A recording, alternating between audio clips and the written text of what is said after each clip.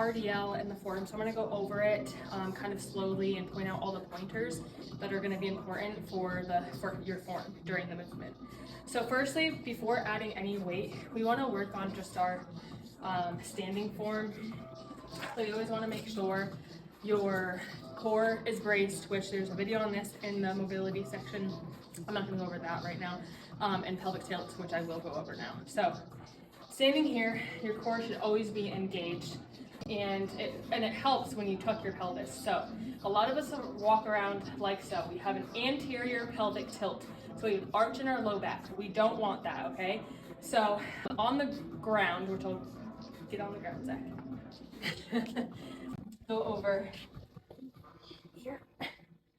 So if you're doing core on the ground or anything like that, you never want space between the floor and your back.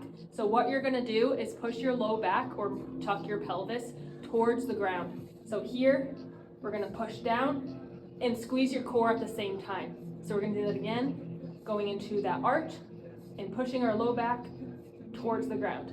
See that difference? And you can practice this yourself. So just going back and forth and squeezing your core. So we're gonna stand up. We're gonna do the same thing while standing. So here, we're tucking, engaging our core. Back to an arch, tucking. Same thing, but standing up. And that's gonna be one thing you're gonna focus on throughout the entire RDL. You always wanna make sure your back is neutral. We don't want to look like so going down, okay? That's gonna put a lot of pressure on your low back. And same with your upper back. You don't want it rounded like so. So that's the first thing you want to focus on in your RDL. Tuck, like so. We're neutral now. Now we want to hinge at the waist. So I see a lot of people just bending at the waist. So if I were to do that, I'm just going down like this. And that's when your back tends to round, and we don't want that. We're hinging back and forth like a door. Just think of a door. So you can take your hands. So we're going to tuck, take your hands, and push your hips back, back, back, back, back with a slight bend in the knee, okay? With more bend in the knee, you're gonna target your glutes a little bit more than hamstrings. You can do whatever you like. But again, we're gonna tuck, keeping that core engaged, take your hands, push back our hips, hinging back and forth. And I want you to just practice this form until you can get this down and it feels okay. So even in this position, I can feel my hamstrings right now without even any weight. I can feel them pulling. I'm acting like I'm trying to sit in a chair that's really, really far away. Trying to get your butt back there. Okay.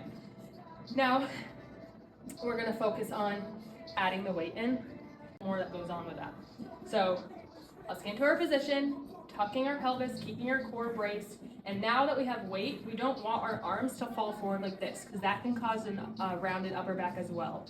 You want to rotate your shoulders back and use your lat muscle here to kind of lock that into place so your shoulders don't go forward during the movement.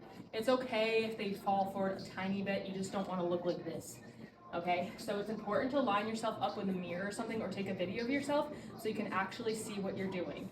So with all that, tucking, core engaged, we're gonna push our hips back, we're gonna rotate our shoulders, and we're gonna push, push, push, push, push. And right here is my range of motion. I can feel that pull. I'm gonna come right back up and lock my glutes in place. We're not gonna hyperextend. Hyperextending means going back like this. We don't wanna do that. So again, I'm gonna do a few more reps. We're going to tuck, core engaged, shoulders back, lats in place, or lats holding the weight in place. Going down, coming back up. Going down,